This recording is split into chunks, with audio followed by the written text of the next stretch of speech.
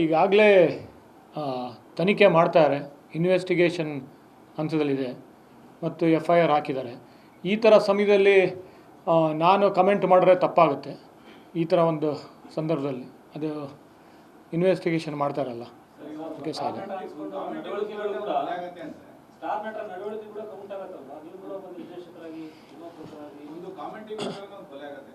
ಅಲ್ಲ, ಅದೇ ನನಗೆಲ್ಲದಕ್ಕಿಂತ ನಾನು ನೋಡ್ತಾ ಇರೋದು ನನ್ನ ಮಾಧ್ಯಮ ಮಿತ್ರರೇ ಅದನ್ನು ರಿಪೋರ್ಟ್ ಮಾಡಿದ್ದಾರೆ, ವರದಿ ಮಾಡಿದ್ದಾರೆ, ಈಗಾಗಲೇ ಎಲ್ಲ ಹೇಳಿದ್ದಾರೆ ಏನೇನು ನಡೀತಾ ಇದೆ, ಒಂದು ಕ್ಷಣಕ್ಕೂ ಡೆವಲಪ್ಮೆಂಟ್ಸ್ ಎಲ್ಲ ನೀವೇ ನೀಡ್ತಾ ಇದ್ದೀರಾ, ಅದನ್ನೇ ನಾನು ಒಬ್ಬ ವೀಕ್ಷಕನಾಗಿ ನೋಡ್ತಾ ಇದ್ದೀನಿ. ಅದು ಇನ್ವೆಸ್ಟಿಗೇಷನ್ ನಡೀತಾ ಇದೆ, ನಡೀಲಿ, ಪೊಲೀಸವ್ರು ಮಾಡ್ತಾ ಇದ್ದಾರೆ. ಅದ್ರ ಬಗ್ಗೆ ನಾನು ಕಮೆಂಟ್ ಮಾಡೋದು ಈ ಒಂದು ಸಂದರ್ಭದಲ್ಲಿ ಸರಿ ಇರೋದಿಲ್ಲ. ಅದಕ್ಕೆಲ್ಲದಕ್ಕಿಂತ ಮುಖ್ಯವಾಗಿ ಈ ಒಂದು ಪತ್ರಿಕಾಗೋಷ್ಠಿಯನ್ನು ಒಂದು ಬಸವಣ್ಣವರ ಕವನ ಮೂಲಕ ಏನು ಮಾಡ್ತೀನಿ, ಅದೇ ನಿಮ್ಮ ಒಂದು ಸಿಂಬಾಲಿಕ್ ಆಗಿ ನಿಮಗೆ ಒಂದು ಉತ್ತರ ಕೊಡುತ್ತೆ ಅನ್ಸುತ್ತೆ. ಜಗತ್ತಿನ ಡೊಂಕು ನೀವೇಕೆ ತಿದ್ದುವಿರಿ, ನಿಮ್ಮ ನಿಮ್ಮ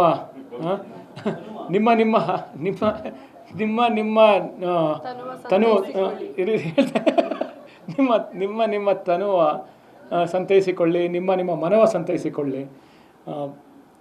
ನೆರೆಮನೆಯ ಪಕ್ಕದಲ್ಲಿ ದುಃಖಕ್ಕೆ ಅಲ್ಲಲ್ಲ ಕಣ್ಣೀರುವ ಮೆಚ್ಚಿ ನಮ್ಮ ಕೂಡಲ ಸಂಗಮ ದೇವ ಅಂತ.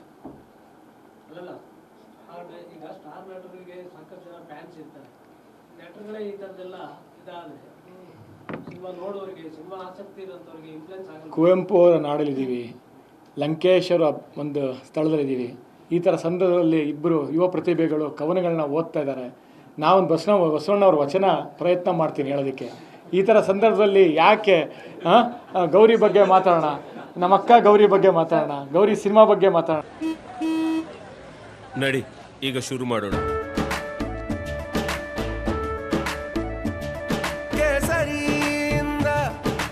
ಮನೋಲ್ಲಾಸ ಮನಸ್ಸು ಮತ್ತೇರಿ ಕುಣಿದಾಡಿದೆ ನೋಡು, ಮನಸ್ಸು ಮತ್ತೇರಿ ಕುಣಿದಾಡಿದೆ ನೋಡು. ಕ್ಷಣವೂ ಆಚರಿಸಿ ಕೇಸರಿ ಹಬ್ಬ. ವಿಮಲ್ ಬಾಯಲ್ಲಿ ಹೇಳಿ ಕೇಸರಿ. ಲಂಕೇಶ್ ಬಗ್ಗೆ ಮಾತಾಡೋಣ, ಕುವೆಂಪು ಅವ್ರ ಬಗ್ಗೆ ಮಾತಾಡೋಣ. ಇಂಥ ಸಂದರ್ಭದಲ್ಲಿ ಇವೆಲ್ಲ ಯಾಕೆ ಬೇಕು? ಈಗ ಹೊಸದಾಗಿ ಚಿತ್ರರಂಗ ಇದಕ್ಕೆ ಎಂಟ್ರಿ ಕೊಟ್ಟಾಗ ಜನರ ಆಶೀರ್ವಾದ ಬೇಕು, ಕನ್ನಡಿಗರ ಆಶೀರ್ವಾದ ಬೇಕು ಅಂತ ಹೇಳಿ ಬರ್ತಾರೆ. ಹೆಚ್ಚು ಹಣದ ಅವರಿಗೆ ಬಂದಂಗೆ ಈ ಥರದ ಆಕ್ಟಿವಿಟೀಸ್ ಮಾಡ್ತಾರೆ. ಹಾಗಾಗಿ ನೀವು ಹೊಸ ನಾಯಕರಿಗೆ ನೀವು ಏನು ಹೇಳ್ತೀರಾ ಸರ್ ಕೊನೆಯದಾಗಿ? ಹೊಸ ನಾಯಕರಿಗೆ ಕನ್ನಡನ ಬೆಳೆಸಿ, ಕನ್ನಡನ ಉಳಿಸಿ. ಯಾಕಂದರೆ ಕನ್ನಡ ಚಿತ್ರರಂಗ ಇವತ್ತು ಪ್ರೇಕ್ಷಕರು ಬೆನ್ನು ತಟ್ತಾನೆ ಇದ್ದಾರೆ. ಒಂದು ಒಳ್ಳೆ ಸಿನಿಮಾ ಮಾಡಿದ್ರೆ ಸಿನಿಮಾ ನೋಡದೇ ಇರೋರು ಬಂದು ನೋಡ್ತಾ ಇದ್ದಾರೆ. ಅದಕ್ಕೆ ಹಲವಾರು ಉದಾಹರಣೆಗಳಿದೆ. ಆದರೆ ಎಲ್ಲರೂ ಒಳ್ಳೆ ಸಿನಿಮಾ ಮಾಡಬೇಕು ಅಂತ ನಿರ್ದೇಶಕರು ಪ್ರಯತ್ನ ಮಾಡ್ತಾರೆ. ಆದರೆ ಎಲ್ಲೋ ಸಾಹಿತ್ಯದಲ್ಲಿ, ಬರವಣಿಗೆಯಲ್ಲಿ, ಕಥೆಗಳಲ್ಲಿ, ಸ್ಕ್ರಿಪ್ಟಲ್ಲಿ ನಾವು ಫೇಲ್ ಆಗ್ತಾಯಿದ್ದೀವಿ. ಅದರಿಂದ ಒಳ್ಳೊಳ್ಳೆ ಸ್ಕ್ರಿಪ್ಟ್ ಮಾಡ್ಕೋಬೇಕು. ಯಾಕಂದರೆ ತಾಂತ್ರಿಕವಾಗಿ ತುಂಬ ಮುಂದುವರೆದು ಬಿಟ್ಟಿದ್ದೀವಿ. ನಾನೇ ನೋಡಿದ್ದೀನಿ. ಅದು ಛಾಯಾಗ್ರಾಹಕರಿರ್ಬೋದು, ಅಥವಾ ನಿರ್ದೇಶಕರಿರ್ಬೋದು, ಅಥವಾ ನಟಿಯರಿರ್ಬೋದು.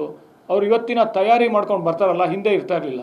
ಈ ಥರ ಎಲ್ಲರೂ ಪಾಪ ಪ್ರತಿಭೆ ಇದೆ, ಅವ್ರಿಗೆ ಪ್ರತಿಭೆ ಇದ್ರೇ ಅವರು ತಯಾರಿ ತೊಗೊಂಡು ಶಿಬಿರಗಳಿಗೆ ಹೋಗಿ ಮೈ ಬೆಳೆಸ್ಕೊಂಡು ಜಿಮ್ಮು ವರ್ಕೌಟ್ ಮಾಡಿ ಡ್ಯಾನ್ಸ್ ಕಲ್ತ್ಕೊಂಡು ಆ್ಯಕ್ಟಿಂಗನ್ನು ಕಲ್ತ್ಕೊಂಡು ಬರ್ತಾ ಇದ್ದಾರೆ ಎಲ್ಲರೂ. ಆದರೆ ಎಲ್ಲೋ ನಾವು ಕಥೆಗಳಲ್ಲಿ ಫೇಲ್ ಆಗ್ತಾಯಿದ್ದೀವಿ.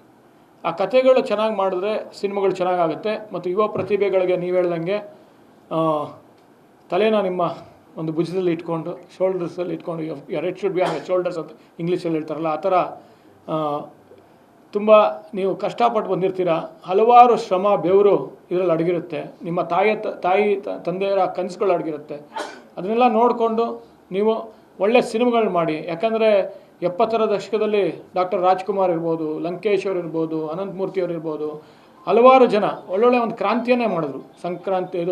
ಸಂಕ್ರಾಂತಿ ಅಲ್ಲ, ಸಂಸ್ಕಾರ ಮೂಲಕ, ಪಲ್ಲವಿ ಮೂಲಕ, ರಾಜ್ಕುಮಾರ್ ಅವರು, ಪುಟ್ಟಣ್ಣ ಕಣಗಾಲು, ಸಿದ್ಧಲಿಂಗೆ ಅವರು, ಇವರೆಲ್ಲ ಒಳ್ಳೊಳ್ಳೆ ಸಿನಿಮಾಗಳು ಮಾಡಿ ಒಂದು ಕ್ರಾಂತಿಯನ್ನೇ. ಅವಾಗೆಲ್ಲ ಏನಂದರೆ ಬಾಲಚಂದರ್ ಅವರು, ರಾಜ್ ಕಪೂರ್ ಅವರು, ರಾಘವೇಂದ್ರ ರಾವ್ ಅವರೆಲ್ಲ ಬಂದು ಇಲ್ಲಿ ಪಿಕ್ಚರ್ ನೋಡ್ಕೊಂಡು ಹೋಗೋರು, ಸ್ಫೂರ್ತಿ ಪಡಿತಾಯಿದ್ರು. ಪಲ್ಲವಿನೇ ಬಾಲಚಂದರ್ ಅವರು ಅವರೇ ಹೇಳಿದ್ದಾರೆ, ಇಲ್ಲಿ ಬಂದು ಸಿನಿಮಾ ನೋಡ್ಕೊಂಡು ಹೋದೆ ನಾನು ಥಿಯೇಟ್ರಲ್ಲಿ ಅಂತ. ಒಂದು ನ್ಯಾಷನಲ್ ರಾಜ್ಯ ಪ್ರಶಸ್ತಿ ಬಂತು ಆ ಸಿನಿಮಾಗೆ. ಸೊ ಆ ಥರ ಒಂದು ಕನ್ನಡ ಚಿತ್ರರಂಗ ಒಂದು ಅದ್ಭುತವಾದ ಒಂದು ಫೌಂಡೇಶನ್ ಇದೆ. ಆದರೆ ಇವತ್ತು ಎಲ್ಲ ಯುವಕರಿಗೆ, ಯುವ ಪ್ರತಿಭೆಗಳಿಗೆ ಹೇಳೋದು, ನಿಮಗೊಂದು 2 ಸಕ್ಸಸ್ ಸಿಕ್ಕಿದ ತಕ್ಷಣ ತಲೆ ಕೆಟ್ಟೋಗಬಾರ್ದು. ಮತ್ತು ನಿರ್ದೇಶಕರ ಮಾಧ್ಯಮ ಇದು. ಯಾಕೆ ಅಂದರೆ ನಾಟಕ ಇರೋದು ಒಂದು ನಟರ ಮಾಧ್ಯಮ, ಟಿ ವಿ ಇರೋದು ಬರಹಗಾರರ ಮಾಧ್ಯಮ, ಸಿನಿಮಾ ಇರೋದು ನಿರ್ದೇಶಕರ ಮಾಧ್ಯಮ. ಆ ನಿರ್ದೇಶಕನಿಗೆ ನೀವು ಕಂಪ್ಲೀಟಾಗಿ ಶರಣಾಗಿ ಅದಾದ ನಂತರ ನೀವು ಒಳ್ಳೆ ಕೆಲಸಗಳು ಮಾಡ್ಕೊಂಡು ಹೋಗಿ ಕನ್ನಡನ ಬೆಳೆಸಿ, ಕನ್ನಡ ಸಿನಿಮಾನ ಬೆಳೆಸಿ ಉಳಿಸಿ ಅಂತ ಹೇಳ್ತೀನಿ. ಯಾಕಂದರೆ ಇವತ್ತಿನ ದಿನ ನಾನು ಯಾವುದೋ ಒಂದು ನಮ್ಮ ಸ್ನೇಹಿತನ ಜೊತೆ ಮಾತಾಡ್ತಾ ಇದ್ದೆ. ಕನ್ನಡ ಪರಿಸ್ಥಿತಿಯನ್ನು ನೋಡಿ ಇವತ್ತು ನಾವೇ ಅದ್ರ ಬಗ್ಗೆ ಮಾತಾಡಿದ್ರೆ ಇನ್ನೂ ಕನ್ನಡ ಸಿನಿಮಾನ ಹಿಂದೆ ತೊಗೊಂಡು ಹೋಗ್ತೀವಿ. ಯಾಕೆ ಸಿನಿಮಾ ಓಡ್ತಾ ಇಲ್ಲ, 2 ತಿಂಗಳು ನಿಲ್ಲಿಸ್ಬಿಡೋಣ, ಇವೆಲ್ಲ ದುರಂತ ಇದು. 2 ತಿಂಗಳು ನಿಲ್ಲಿಸಿದಾಗ ಈ ಹಿಂದೆ ನೋಡಿದ್ದೀವಿ, ಪ್ರೇಕ್ಷಕರೆಲ್ಲ ಚಿತ್ರಮಂದಿರದಿಂದ ದೂರ ಹೊರಟೋದ್ರು. ಅಂಥ ಸಂದರ್ಭದಲ್ಲಿ ಆ ಬರಹಗಾರರಿಗೆ ಒಂದು ಒಳ್ಳೆಯ ಸಂಭಾವನೆ ಕೊಟ್ಟು ಬೆಳೆಸಬೇಕು ಇವತ್ತು, ಸಾಹಿತಿಗಳಿಗೆ. ಯಾಕಂದರೆ ಕನ್ನಡ ಚಿತ್ರರಂಗದಲ್ಲಿ ಒಂದು ದೊಡ್ಡ ಸಾಹಿತಿಗಳು ಮುಂಚೆ ಎಲ್ಲ ಒಂದು ಕತೆಗಳನ್ನ ಆಧಾರಿತ ಸಿನಿಮಾಗಳು ಬರ್ತಾಯಿತ್ತು. ಇವತ್ತಿನ ದಿನ ಸಾಹಿತಿಗಳು ತುಂಬ ದೂರ ಹೋಗ್ಬಿಟ್ಟಿದ್ದಾರೆ ಕನ್ನಡ ಚಿತ್ರರಂಗದಿಂದ. ಮತ್ತೆ ಅವ್ರು ಬರಬೇಕು ಅಂದರೆ ಒಳ್ಳೆಯ ಸಂಭಾವನೆ ಕೊಟ್ಟು ಅವ್ರಿಗೆ ನೀವು ಗೌರವಿಸಿ ಕರ್ಸ್ಕೋಬೇಕು, ಒಳ್ಳೆಯ ಸಿನಿಮಾಗಳು ಮೂಡಿಬರುತ್ತೆ. ನನಗೆ ಇವಾಗ ಬರಹಗಾರರು ಬೇಕು ಅಂತಂದರೆ ಇದ್ದಾರೆ ಪಾಪ, ಅವ್ರಿಗೆ ಸಂಭಾವನೆ ಕೊಡಿದ್ರೆ ಅವ್ರಿಗೆ ಚಿತ್ರರಂಗದ ಹತ್ರ ಬರಲ್ಲ. 4-5 ತಿಂಗಳು ಅವ್ರಿಗೆ ನಾವು ಇಟ್ಕೊಂಡು 50,000 ರೂಪಾಯಿ 60,000 ರೂಪಾಯಿ ಕೊಟ್ಟರೆ ಬರಲ್ಲ. ಹಲವಾರು ಬರಹಗಾರರಿದ್ದಾರೆ, ಒಳ್ಳೊಳ್ಳೆ ಪ್ರತಿಭಾವಂತರಿದ್ದಾರೆ, ಯುವಕರಿದ್ದಾರೆ. ಮತ್ತು ಹಳ್ಳಿಗಳಿಂದೆಲ್ಲ ಬಂದು ಇವತ್ತು ಬೆಂಗಳೂರಿನಲ್ಲಿ ಮನೆ ಮಾಡಿಕೊಂಡು ಒಳ್ಳೊಳ್ಳೆ ಕವನಗಳು ಕಥೆಗಳು ಬರೀತಾ ಇದ್ದಾರೆ. ಅವನ್ನೆಲ್ಲ ಎನ್ಕರೇಜ್ ಮಾಡಿ ಒಳ್ಳೆ ಸಂಭಾವನೆ ಕೊಟ್ಟು ಗೌರವಿಸಿ ಕನ್ನಡ ಚಿತ್ರರಂಗನ ಬೆಳೆಸಿ ಅಂತ ಯುವಕರಿಗೆ ಹೇಳ್ತೀನಿ, ಯುವ ನಿರ್ದೇಶಕರಿಗೆ ಹೇಳ್ತೀನಿ, ಯುವ ಪ್ರತಿಭೆಗಳಿಗೆ, ನಟರು ನಟಿಯರಿಗೆ ಹೇಳ್ತೀನಿ. ಇದೊಂದು ರೆವಲ್ಯೂಷನ್ ಸರ್, ಒಂದು ರೆವಲ್ಯೂಷನ್ ಸರ್, ರೆವಲ್ಯೂಷನ್ ಆಗುತ್ತೆ ಇದು. ಸಿನಿಮಾ ರಂಗ ನಾವು ಬೀದಿ ನಾಟಕದಿಂದ ಬಂದಿದ್ದು ಸಿನಿಮಾ. ಬೀದಿ ನಾಟಕ ಬಂತು, ಸಿನಿಮಾ ಚಿತ್ರರಂಗ ಬಂತು, 1,000 ಜನ ಒಟ್ಟಿಗೆ ಒಂದು ಕೋಣೆಯಲ್ಲಿ ಕತ್ಲು ಕೋಣೆಯಲ್ಲಿ ನೋಡೋಕ್ಕೆ ಶುರು ಮಾಡ್ತು. ಅದಾದ ನಂತರ ನಿಮಗೆ ಗೊತ್ತಿರ್ಬೋದು ಬೆಂಗಳೂರಲ್ಲಿ ವೀಡಿಯೋ ಪಾರ್ಲರ್ಗಳು ಬಂತು. ವೀಡಿಯೋ ಪಾರ್ಲರ್ ಬಂದಾಗ ಥಿಯೇಟ್ರಿಗೆ ಹೋಗೋದು ಕಡಿಮೆ ಮಾಡಿದಾಗ ಏನಾಯಿತು, ಆಮೇಲೆ ವೀಡಿಯೋ ಪಾರ್ಲರ್ಗಳು ಬೇರೆ ಏನೋ ಹಾಕೋಕ್ಕೆ ಶುರು ಮಾಡಿದ್ರು, ರೈಡ್ ಆಯಿತು. ಮತ್ತು ಥಿಯೇಟ್ರಲ್ಲಿ ಸೌಂಡ್ ಸಿಸ್ಟಮ್ಮು, ಟೈಟಾನಿಕ್ ಬಂತು, ರಂಗೀಲಾ ಬಂತು, ಅವಾಗೆಲ್ಲ DTS ಮಾಡಿದ್ರು. ಮತ್ತೆ ಜನರು ವಾಪಸ್ ಬಂದರು. ಮತ್ತೆ ಇವಾಗ DVD ಅದು ಇದು ಎಲ್ಲ ಬಂದಾಗ ಜನರು ಮತ್ತೆ ಥಿಯೇಟ್ರಿಂದ ದೂರ ಹೋದರು. ಮತ್ತೆ ಮಲ್ಟಿಪ್ಲೆಕ್ಸ್ಗಳು ಬಂತು. ಇವೆಲ್ಲ ರೆವಲ್ಯೂಷನ್, ಒಂದು ರೆವಲ್ಯೂಷನ್ ಆಗ್ತಾ ಇರುತ್ತೆ ಸಿನಿಮಾ ರಂಗದಲ್ಲಿ. ಇವಾಗ OTT ಬಂದಿದೆ, OTT ನಾವು ಚಾಲೆಂಜ್ ಮಾಡಬೇಕು. ಅಥವಾ OTTನೇ ದೊಡ್ಡ ಮಾಧ್ಯಮ. ಇವತ್ತು ದೊಡ್ಡ ಚಾಲೆಂಜು ಇಲ್ಲಿ ತನಕ ಸಿನಿಮಾ ರಂಗ ಚಿತ್ರರಂಗ ಫೇಸ್ ಮಾಡಿರಲಿಲ್ಲ. ಯಾಕೆ ಅಂತಂದರೆ ಈ ಹಿಂದೆ ನಾವು ಬರೀ DVDನ ಫೇಸ್ ಮಾಡ್ತಾಯಿದ್ವಿ, ವೀಡಿಯೋ ಪಾರ್ಲರ್ಗಳು ಫೇಸ್ ಮಾಡ್ತಾಯಿದ್ವಿ. ಆದರೆ ಇವತ್ತು ತಾಂತ್ರಿಕವಾಗಿ OTTನ, ಯಾಕೆಂದರೆ ಮನೆಯಲ್ಲಿ ನೀವು ಫೋನಲ್ಲಿ ಎಲ್ಲರ ಆಫೀಸಲ್ಲಿ ಕೂತ್ಕೊಂಡು ಒಂದು ಫೋನಲ್ಲಿ ನೋಡ್ಬೋದು. ಆ ಥರ ಒಂದು ಏನಂತಾರೆ, ಇದು ಸಾಮಾಜಿಕ ಜಾಲತಾಣ, ಡಿಜಿಟಲ್ ಮೀಡಿಯಾ ಕ್ರಾಂತಿಯನ್ನು ಮಾಡಿದೆ. ಅದನ್ನು ಮತ್ತೆ ರೆವಲ್ಯೂಷನಲ್ಲಿ ಸಿನಿಮಾ ಹೆಂಗೆ ಫೇಸ್ ಮಾಡುತ್ತೆ ಅನ್ನೋದೇ ಇವತ್ತು ಒಂದು ಯಕ್ಷ ಪ್ರಶ್ನೆ ಆಗಿದೆ.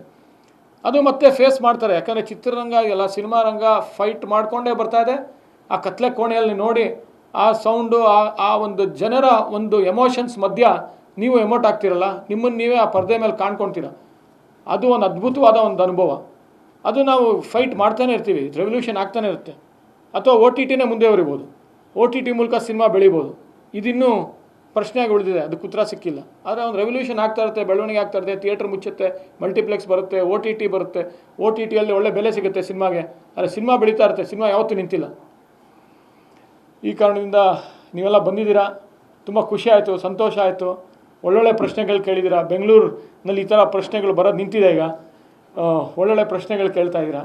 ನಿಜವಾಗ್ಲೂ ನಮ್ಮ ಒಂದು ಯುವ ಪ್ರತಿಭೆಗಳನ್ನ ಎನ್ಕರೇಜ್ ಮಾಡಿ, ಒಂದು ಕಷ್ಟಪಟ್ಟು, ಒಂದು ಇಷ್ಟಪಟ್ಟು, ಒಂದು ಪ್ರಾಮಾಣಿಕವಾಗಿ ಸಿನಿಮಾ ಮಾಡಿದ್ದೀವಿ. ಎಲ್ಲರ ಒಂದು ಶ್ರಮ ಇದರಲ್ಲಿದೆ. ಹಗಲು ರಾತ್ರಿ ಕೆಲಸ ಮಾಡಿದ್ದೀವಿ.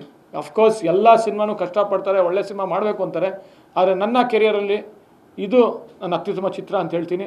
ನೀವು ಅಷ್ಟೇ ಅದನ್ನು ಇಷ್ಟಪಡ್ತೀರಾ ಅಂತ ಒಂದು ಅಂದ್ಕೊಂಡಿದ್ದೀನಿ. ಅದನ್ನು ನಿಮಗೆ ಇಷ್ಟ ಆಗುತ್ತೆ. ಒಳ್ಳೆ ಮೆಸೇಜ್ ಇದೆ. ಗೌರಿಗಂತೂ ನಾನು ಮೋಸ ಮಾಡಲ್ಲ. ನಮಸ್ಕಾರ.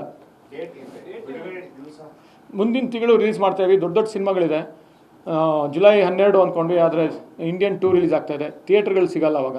ಅವ್ರು ಹೇಳ್ದಂಗೆ ಥಿಯೇಟ್ರ್ಗಳು ಮುಚ್ತಾರೆ ಅಂದರು. ಸೊ ಥಿಯೇಟ್ರ್ಗಳನ್ನ ಹುಡುಕಿ ಮತ್ತೆ ಸಿನಿಮಾ ರಿಲೀಸ್ ಮಾಡಬೇಕು. ಜುಲೈ ತಿಂಗಳಲ್ಲಿ ಮಾಡೋಣ ಅಂತ ಡಿಸೈಡ್ ಮಾಡಿ.